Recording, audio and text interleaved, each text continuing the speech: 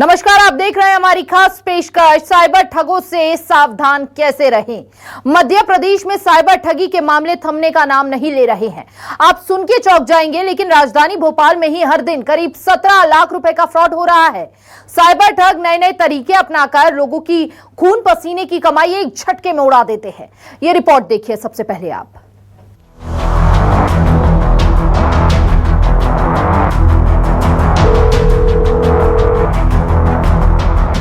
Digital media की इस दुनिया में साइबर फ्रॉड के तरीके लगातार बदल रहे हैं। जालसाज इतने शातिर हो चुके हैं कि आपको समझ भी नहीं आएगा और आपका अकाउंट साफ हो जाएगा। साइबर ठगी के मामले लगातार बढ़ रहे हैं। मध्य प्रदेश में सैकड़ों की संख्या में सोशल मीडिया के जरिए ठगी के मामले सामने आ रहे हैं। सिर्फ हेलो बोलने पर भी आपका अकाउंट खाली हो जाएगा और आप देखते रह जाएंगे, कुछ नहीं कर पाएंगे। वक्त के हिसाब से हम अपग्रेड हुए हैं, टेक्नो फ्रेंडली हुए हैं और इसके जरिए हम कई नए बेहतर कार्य भी कर रहे हैं। लेकिन सोशल मीडिया के इस ज़माने में ठग भी पीछे नहीं है। वो भी अलग अलग तरीके से लोगों को शिकार बना रहे हैं और तरीके भी इतने नए हैं कि सुनकर आप हैरान रह जाएंगे। राजधानी भोपाल से साइबर ठगी का एक ऐसा मामला सामने आया है जिससे सुनकर आप चौंक जाएंगे। आपकी एक गलती आपको बहुत भारी पड़ेगी। भोपाल की एक महिला के साथ कुछ ऐसा ही हुआ। दरअसल हुआ कुछ ऐसा कि एक महिला गलती से अपने मोबाइल नंबर की जगह अपने पति के सिम पर रिचार्ज कर देती है। गलत रिचार्ज के पैसे वापस मांगने के लिए वो गूगल पर कस्टमर केयर का नंबर सर्च करती है और उसे जो नंबर मिलता है उस पर फोन लगाती है, मदद मांगती है, लेकिन ये फोन कस्टमर केयर की जगह शातिर ठग को लग जाता है। फिर दोनों के बीच क्या बातचीत होती है, कैसे ठग महिला का बैंक अकाउंट खाली कर देते हैं, आप भी सुनिए। उस वक्त जब महिला और ठग के बीच फोन पर क्या बात हुई।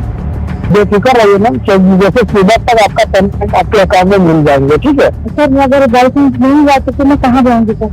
तो आप एक बार बिलीव कीजिए मैम, क्योंकि आपका भाई जैसा मैं होऊंगा या बेटे जैसा होऊंगा, तो इसके लिए टेंशन मत लीजिए, आप बिलीव कीजिए, पेमेंट आपको मिल जाएगा सुबह तक। ओके। भोपाल में साइबर ठगी के पिछले 8 महीने के रिकॉर्ड पर नजर डालेंगे तो समझ आएगा कि किस तरह से जालसाज हमारे सिस्टम में घुस चुके हैं। पिछले 8 महीने में भोपाल में प्रतिदिन 17 लाख रुपए का फ्रॉड हो रहा है और रोज ठगी के 40 मामले अकेले भोपाल में सामने आ रहे हैं, जिसमें से सिर्फ 20% को ही अपना पैसा वापस मिल पाता है। धोखाधड़ी करने के लिए जालसाज नई टेक्निक का इस्तेमाल करते हैं। अब उन्हें ओटीपी और लिंक पर क्लिक करवाने की भी जरूरत नहीं पड़ती। भोपाल साइबर क्राइम से लगातार साइबर क्रिमिनल्स के खिलाफ कार्रवाई कर रहा है और काफ़ी बड़ी मात्रा में इनको पकड़कर जेल भेजा जा रहा है और कई फरियादियों को राहत दिलाई जा रही है। अगर हम साइबर क्राइम के बारे में देखें तो साइबर क्राइम बेसिकली टेलीफोन या कम्युनिकेशन के माध्यम से, मोबाइल कम्युनिकेशन या सोशल मीडिया कम्युनिकेशन के माध्यम से फ्रॉड इस तरह से जो विक्टिम से जोड़ता है, जो होता है वो बैंकिंग प्लेटफॉर्म इस्तेमाल कर रहा होता है। हम एक्चुअल कहें तो जो विक्टिम है या तो वो किसी कम्युनिकेशन एजेंसी का एक कस्टमर है या बैंक का कस्टमर है। 8 महीने में भोपाल में साइबर क्राइम की 4104 शिकायतें दर्ज। 8 महीनों में भोपाल में 41 करोड़ की साइबर ठगी। हर दिन करीब 17 लाख रुपए से अधिक की ठगी। प्राइवेट नौकरी वाले 885 लोगों के साथ हुई धोखाधड़ी। बिजनेस क्लास के 352 लोग बने शिकार। सबसे ज्यादा 15 से 25 साल के उम्र के लोगों के साथ हुआ फ्रॉड। 1732 ग्रेजुएट लोग ठगी का शिकार हुए। 153 मिडिल स्कूल पास भी ठगे गए। रुपयों के लालच के कारण सबसे ज्यादा लोग साइबर ठगी के शिकार हो रहे हैं। आपको पैसे डबल करने के साथ साथ निवेश करने के नाम पर जाल में फंसाया जाता है। रिपोर्ट्स के मुताबिक 92% मामलों में लोग लालच के कारण साइबर क्राइम का शिकार होते हैं। 6% मामलों में लोग जरूरत के चलते ठगों के जाल में फंस जाते हैं। केवल 2% मामले ऐसे हैं जब कंप्यूटर या मोबाइल फोन के हैक होने से साइबर अपराध होता है। साइबर ठगी होने के बाद अगर आप तुरंत अकाउंट फ्रीज कर देते हैं तो आपके पैसे बच सकते हैं, लेकिन लोगों के अंदर जागरूकता की काफी कमी है। ठगी के बाद सबसे पहले फरियादी बैंक जाता है, वहां से पुलिस के पास जाने के लिए कहा जाता है। जब तक पुलिस अपना काम शुरू करती है तब तक अकाउंट साफ हो चुका होता है और आपकी खून पसीने की कमाई एक झटके में छूमंतर हो जाती है। अगली बार आपको कोई फोन कॉल आए और आपको पैसा डबल करने का लालच दे या फिर आपको ये ऑफर दे कि आप पैसा लगाइए और आपका पैसा बढ़ जाएगा, तो समझ लीजिएगा ये एक फ्रॉड का कॉल है, क्योंकि जालसाज ऐसे ही लालच देकर आपको अपने चक्रव्यूह में फंसाते हैं। और अगर आप चक्रव्यूह में फंसे तो समझ लीजिएगा चंद मिनटों में आपका अकाउंट खाली हो जाएगा। कैमरामैन विजय के साथ Shabbir Ahmad, news 24 Bhopal.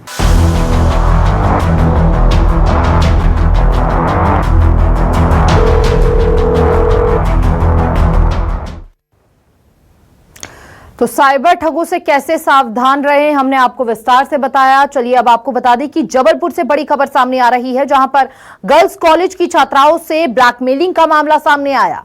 News 24 MPCG के हाथ लगा लड़कियों के ब्लैकमेलिंग का ऑडियो में लड़कियों को धमकाकर की जा रही है ब्लैकमेलिंग। ऑडियो में लड़की को बार बार दी जा रही है धमकी। लड़कियों के घर पुलिस भिजवाने की भी बात कही जा रही है। पुलिस वाला बनकर आरोपी दे रहा है धमकी। खुद को जबलपुर का सब इंस्पेक्टर विक्रम गोस्वामी बता रहा है आरोपी।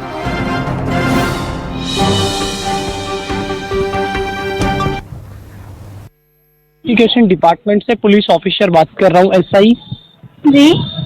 तुम्हारे नंबर पे कंप्लेंट डली है जिसकी वजह से फोन किया गया है। जी।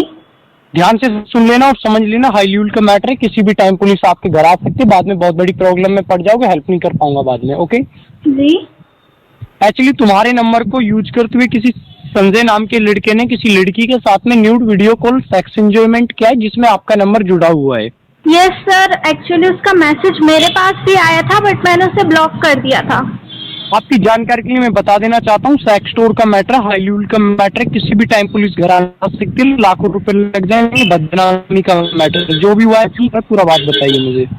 जी सर, हुआ क्या था, हमारा एक कॉलेज का ग्रुप है। अच्छा। तो उसमें वो नंबर ऐड था। जिस नंबर से मैसेज आया आपके पास? जी, उसमें कोई अच्छा। संजय नाम से वो नंबर ऐड था।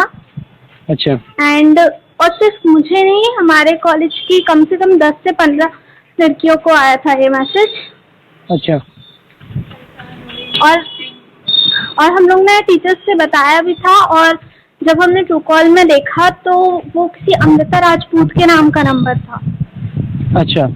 और उसने मुझे भी मैसेज किया था, और मुझे साथ में बहुत सारी लड़कियों को वैसा मैसेज किया था, बट सबने ब्लॉक और रिपोर्ट कर दिया था। उसके बाद से फिर टीचर्स वगैरह ने कुछ कहा नहीं हम लोगों को, और हम लोग कॉलेज भी नहीं गए आज, तो अभी कुछ पता नहीं। और ज्यादा जानकारी के साथ सहयोगी कुमार इंदर हमारे साथ जुड़ चुके हैं। सबसे पहले रुक करेंगे कुमार इंदर का और जानने की कोशिश करेंगे।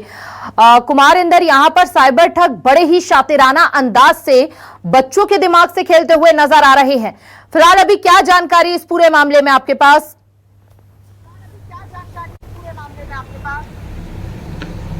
देखिए, जो है अब कल मामला जो है वो मीडिया में उजागर होने के बाद ये कह सकते हैं कि एबीवीपी के प्रदर्शन के बाद जो है अब जो है हड़कंप मची हुई है।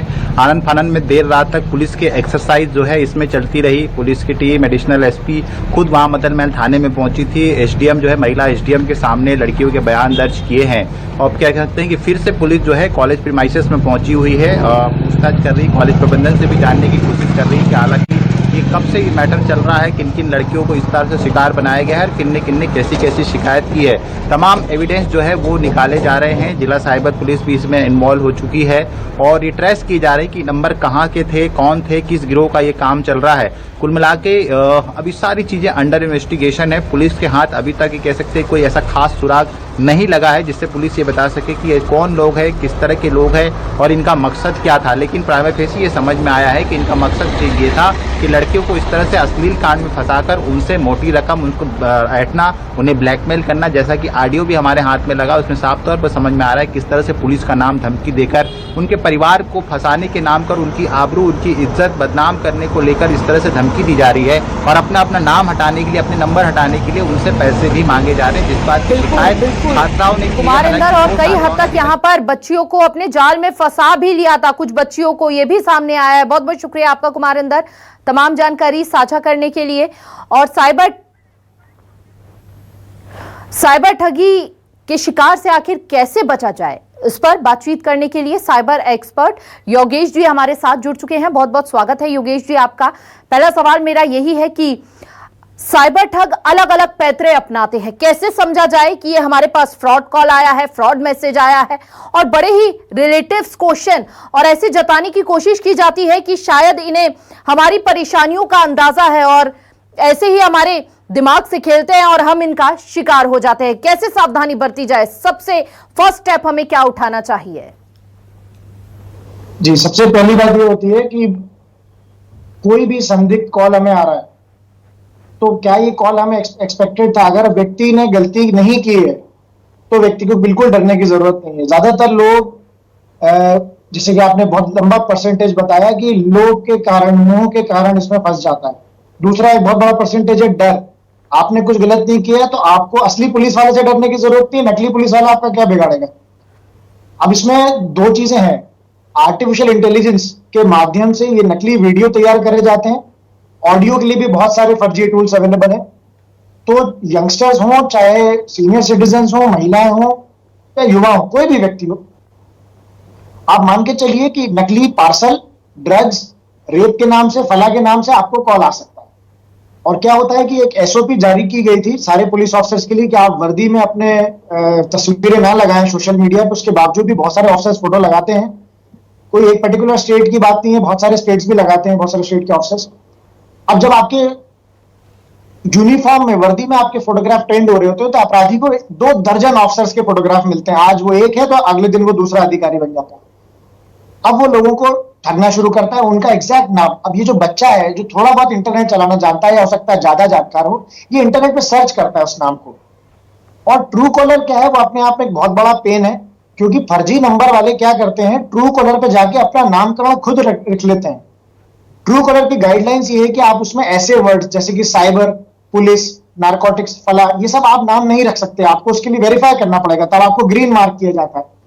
बट तब भी बहुत सारे तरीके आ गए हैं जिसके माध्यम से ये लोग अपने आप को टैग कर लेते हैं और अपनी छवि छुपाकर डिजिटल अरेस्ट या डिजिटल डिटेंशन, इन सारी चीजों को अंजाम देते हैं। देखिए, जो बच्ची के साथ करने का प्रयास हो रहा था, ये यही था कि तुम्हारा मैटर हम कर देंगे, ये कर देंगे। कोई एफआईआर नंबर नहीं बताई गई, कोई केस रजिस्टर्ड नहीं बताया गया। तो इन सारी चीजों को आपको सावधान रहना है। अगर आपको वीडियो कॉल आता है तो ध्यान रखिए, जो लिप्स का मूवमेंट है, आंखों का मूवमेंट है, हैंड जेस्टर्स का मूवमेंट है, ये रियल टाइम है या किसी एप्लीकेशन के द्वारा बनाया गया। अगर रियल टाइम भी हो तो कोई आपके मूवमेंट को नहीं रोक सकता। आप अपने पेरेंट्स को हम संपर्क करें, अपने टीचर को संपर्क करें, अपने अधिवक्ता यानी अपने लॉयर को संपर्क करें। और सबसे पहले मैं तो कहता हूं, जो एक बहुत बड़ा गैप है, आप बैंक पे दौड़ लगाते हैं, इधर दौड़ लगाते हैं, सबसे पहले आप पुलिस को क्यों नहीं अपना दोस्त समझते? आप सबसे पहले संबंधित थाने में जाइए, पुष्टि करिए कि, और सामने वाला व्यक्ति, उससे भी आपका पूरा राइट है जानने का कि आप उसका आईडी दिखाएं। ये व्यक्ति आपको फर्जी आईडी दिखाता है जी, तो जो भी वो थाना, जो भी वो यूनिट बताए, आप उसको कांटेक्ट करके उनको संपर्क करें। अब सबसे बड़ी बात आती है कि एक सवाल आपके इसमें बहुत अच्छा आपने स्टेप लिया और आपने पूछा था कि लोग जब इंटरनेट पे जाके नंबर खोजते हैं तो उन्हें फर्जी डेटा सेंटर कस्टमर केयर का नंबर मिलता है। तो क्या किया जाए, सॉल्यूशन क्या है? इसका सॉल्यूशन ये है, अगर साहब आप अमेजॉन का नंबर ढूंढे तो अमेजॉन की वेबसाइट पर जाके ढूंढे, पुलिस का नंबर ढूंढे तो उस पुलिस के वेबसाइट पर जाके उनके टोल फ्री नंबर ढूंढे, उनके कस्टमर, उनके कॉन्टैक्ट नंबर ढूंढे। इंटरनेट पर किसी एडवर्टाइजमेंट में, इंस्टाग्राम में या किसी भी ऐसी वेबसाइट पर लिखे हुए नंबरों के विश्वास आपको नहीं करना है। आपको एकदम से कोई व्यक्ति अपनी पहचान छुपा के अपने आप को पत्रकार बताए या पुलिस वाला बताए, आप पे उस पर विश्वास नहीं करना है। ठीक है, तो ये कुछ चीजें हैं जिसका आपको सजगता से पालन। सर, कुछ सोशल साइट पर स्टॉक मार्केटिंग का झांसा दिया जाता है और इसमें ज्यादातर यंगस्टर्स फंस जाते हैं। पैसे दुगने करने की बात कही जाती है, हालांकि इसे अलग अलग पैंतरे के तौर पर अपनाया जाता है, लेकिन यंगस्टर बहुत ज्यादा इसके झांसे में आ जाते हैं। स्टॉक मार्केट में वो इन्वेस्ट करना चाहते हैं और इसके नाम पर उनके साथ ठगी हो जाती है। देखिए, पहली बार तो उनको डबल पैसे मिलते हैं, लालच में आके वो दोबारा और ज्यादा पैसे लगा देते हैं और उसके बाद उनके पैसे डूब जाते हैं। बिल्कुल, आपने बहुत अच्छा सवाल किया है। इसको 2 तरह से किया जाता है। पहला, साइबर अपराधी एक पूरी फर्जी वेबसाइट बना लेते हैं। वहां पर जाके जब आप अपनी वित्तीय जानकारी, अपनी फाइनेंशियल इंफॉर्मेशन शेयर करते हैं तो आपके साथ वित्तीय चोरी हो जाती है, आपकी फाइनेंशियल इंफॉर्मेशन की चोरी हो जाती है, ठगी हो जाती है। दूसरा प्रकरण है जहां पे किसी ब्रांडेड, किसी अच्छे स्टॉक मार्केट या अच्छे ट्रेडर का नाम इस्तेमाल करके उससे मिलता जुलता नाम ये लोग तैयार करते हैं। कई बार ये लोग इस्टेब्लिश्ड जो ट्रेडर्स हैं, अंतरराष्ट्रीय नोन पे तरह पे जो प्रचलित ट्रेडर्स हैं, उनके वीडियो को जूम, गूगल मीट या अन्य प्लेटफॉर्म के माध्यम से रियल टाइम स्क्रीन रिकॉर्डिंग के माध्यम से उठाते हैं और अपने फर्जी प्लेटफॉर्म पर चलाते भी हैं, ताकि युवाओं को लगे ये लोग बहुत अच्छा उनके हित के लिए उनको ट्रेडिंग सिखा रहे हैं। बच्चा बिल्कुल ऐसा कन्विंस हो जाता है, युवा इतना कन्विंस हो जाता है कि मैं तो बहुत कुछ सीख रहा हूं। सीखते सीखते धीरे से उनकी वित्तीय जानकारी ले लेते हैं, उनका पैन कार्ड ले लेते हैं, आधार आईडी ले लेते हैं। अब देखिए, भारत शासन ने इसके लिए, MHA ने, मिनिस्ट्री ऑफ होम अफेयर्स ने इसके लिए सर्कुलर जारी करा था कि आपको अपना आधार कार्ड, पैन कार्ड अपने बैंक, एम्प्लॉयर और चार्टर्ड अकाउंटेंट के अलावा किसी को नहीं देना। उसके बावजूद भी अगर आप देते हैं तो बड़ा दुख है, आपके साथ ये लोग माइक्रो लोन, आपके नाम पे ये लोग फर्जी लोन इशू कर लेंगे, आपके साथ पहचान की चोरी हो सकती है। वित्तीय चोरी ना भी हुई तो आपके साथ पहचान की चोरी हो सकती है, यानी आपके दस्तावेजों का दुरुपयोग कर सकते हैं। तो इन चीजों का आपको सावधान रखना। बिल्कुल सर, देखिए इन नए नए पैतरों में एक और चीज है, और यहाँ पर कई बार सवाल भी खड़े हुए हैं। कई बार जो लोग FD करवाते हैं या कोई पॉलिसी लेते हैं, उनकी जो जानकारी है वो साइबर ठगों तक पहुंच जाती है और उससे ही संबंधित फिर वो क्वेश्चन उनसे करते हैं या उनकी परेशानियों को जानकारी देते हैं, डराने की कोशिश करते हैं कि आपने इस अकाउंट में ये आपकी FD है और यहाँ पर आपको ये प्रॉफिट्स मिल रहे हैं, आपको प्रॉफिट्स चाहिए तो आप इस मेल पे भी कई बार लिंक सेंड होते हैं कि इस लिंक पे सेंड करेंगे और आपके खाते एकदम ही खाली हो जाते हैं। आपको समझ ही नहीं आता कि ये बैंक से कॉल आया था और अचानक से ये कैसे, क्योंकि हमें बैंक पर इतना विश्वास होता है कि बैंक के पास जो हमारी डिटेल है शायद ही वो कहीं बाहर लीक हो, लेकिन अब ऐसा हो रहा है। जी, पहली बात तो ये सब नए नए पैतरे हैं, नए नए तरीके हैं। ज्यादातर लोग अपने जो इंटरनेट, लैंडलाइन, मोबाइल, इसके बिल साल भर देते हैं, कई लोग 6 महीने भर देते हैं। साइबर अपराधियों ने बड़ा अच्छा तरीका निकाला, उन्होंने कहा साहब बिजली का बिल कितना आएगा उसको आप तय नहीं करते हो, हर महीने अलग आ सकता है। तो सबसे पहले उन्होंने घर गृहिणियों को, सीनियर सिटीजन को टारगेट करना शुरू करा और उन्होंने कहा साहब बिजली का बिल ऑनलाइन भरिए। वहां ठगी करने लगे। अब गैस कनेक्शन के नाम पे ठगी करने लगे। अब जैसे कि आप कह रहे हैं कि ईमेल या SMS के द्वारा फर्जी लिंक्स आते हैं, तो ये उस माध्यम से, यानी फिशिंग माध्यम से भी आपके साथ ठगी करते हैं। आपको ये यकीन दिलाते हैं कि हम आपसे OTP की मांग नहीं कर रहे, आप हमें अपना WhatsApp स्क्रीन शेयर कर दो जी, और अब अपना डायल पैड खोलिए, आप डायल पैड पे अपना OTP दबाइए, अपना पिन दबाइए, हमें मत बताइए। जब चूंकि आपका स्क्रीन शेयर हो रहा है तो वो व्यक्ति देख सकता है। ऐसे दूसरे स्क्रीन शेयरिंग एप्स भी आते हैं, जैसे कि AnyDesk हो गया, टीम व्यूअर हो गया।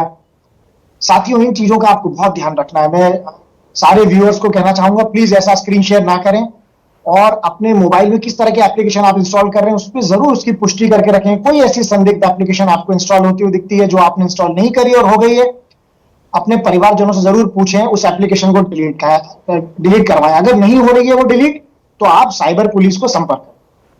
सर एक बहुत छोटा सा सवाल है और इस सवाल में कंफ्यूजन भी है। आपने बहुत अच्छी बात दर्शकों को बताई कि स्क्रीन शेयर जैसी चीजें भी हैं जिसके कारण आपके साथ बड़ा फ्रॉड भी हो सकता है।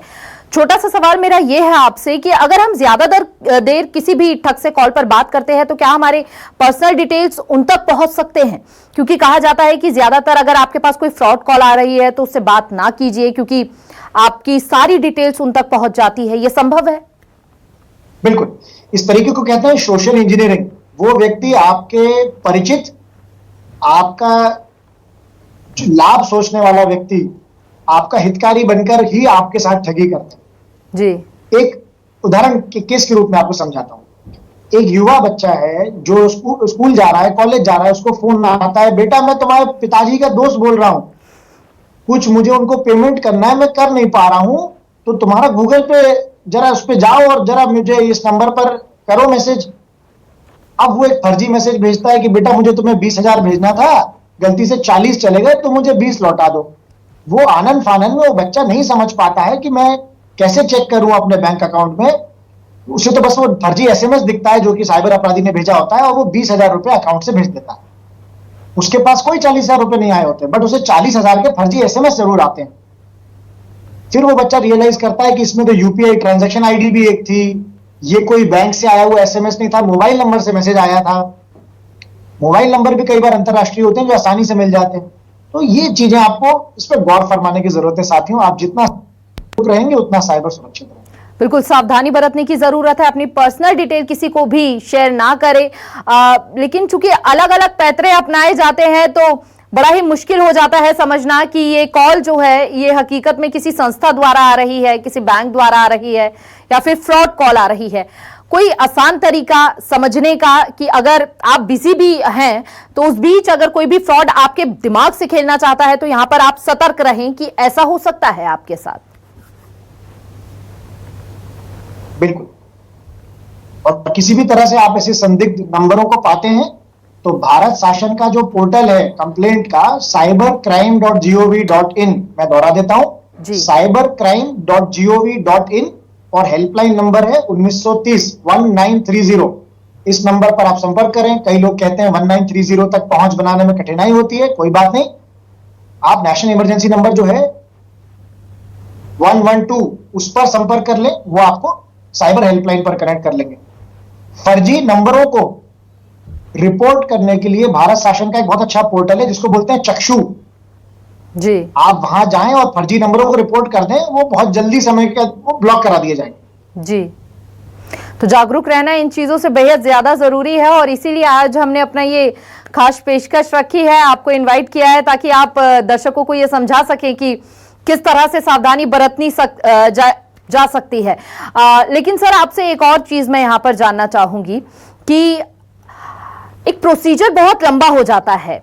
अगर हमारे साथ फ्रॉड होता है हम सबसे पहले पुलिस के पास जाकर कंप्लेंट करते हैं, उसके बाद हमें समझ आता है कि हमें साइबर ब्रांच में जाना है, वहां पर कंप्लेंट करनी है। तब तक तो हमारे साथ ना जाने क्या क्या हो चुका होता है, हमारे अकाउंट खाली हो चुके होते हैं।